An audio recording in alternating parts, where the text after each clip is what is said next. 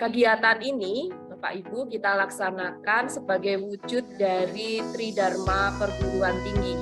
Sebagai dosen, kami berkewajiban untuk tidak hanya mengajar, tapi juga meneliti dan mengabdikan ilmu kami pada masyarakat. Ladies and gentlemen, I think the topic that is brought to me is on micro, small, and medium enterprises. MSMEs, UMKM lah kalau bahasa Indonesianya, yang saya yakin memiliki peranan, very vital role in many parts of the world. So I believe that Indonesia is not an exception. We can also observe the same in the Indonesian economy. Maka Indonesia juga salah satu sumber ekonomi ataupun kuasa ekonomi terbesar di rantau Asia ya.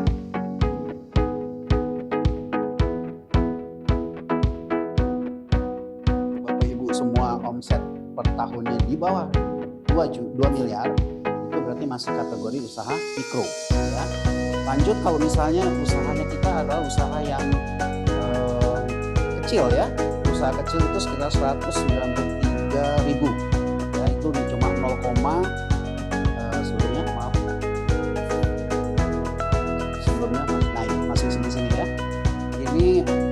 omsetnya antara 2 miliar sampai 15 miliar. Itu kategorinya adalah usaha kecil ya.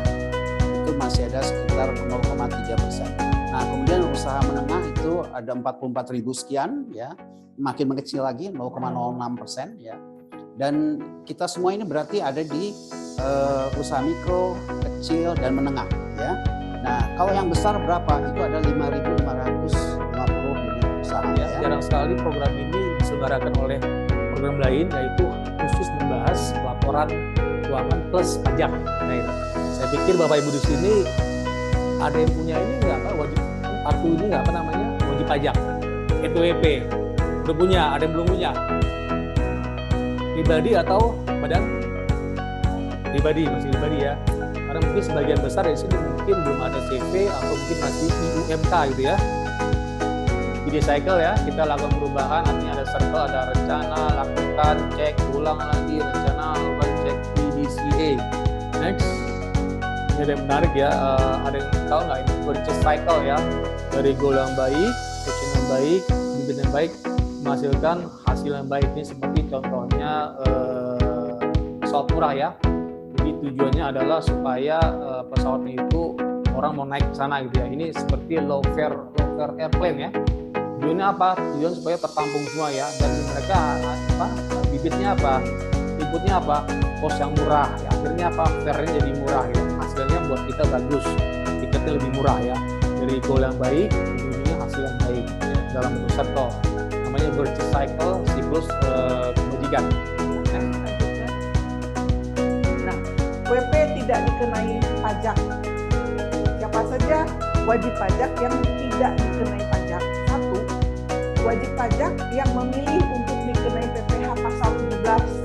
PPh pasal 17 ini menyampaikan SPT, surat pemberitahuan pajak yang tarifnya untuk tahun sesuai dengan Undang-Undang Harmonisasi tahun 2022 itu dikenakan tarif untuk tahun 2002 mulai efektif tahun 2022 adalah sebesar 22%. Nanti di tahun 2024 tarif untuk badan itu adalah sebesar 20%. Itu sudah ada di dalam Undang-Undang Harmonisasi. Kemudian wajib pajak yang memperoleh fasilitas PPh pasal membuat laporan keuangan itu ada tata caranya. Supaya apa? Misalnya nih, Bu Emi usahanya kuliner juga ya.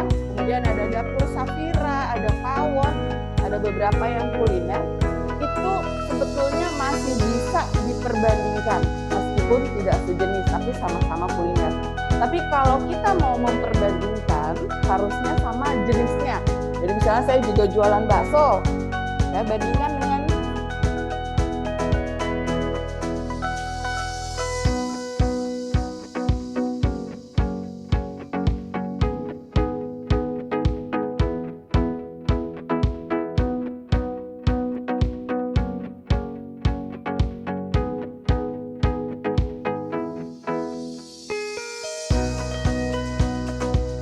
berarti supplier saya nih, gitu ya, atau saya tepungnya kemahalan apa dan lain sebagainya, jadi bisa diperbandingkan.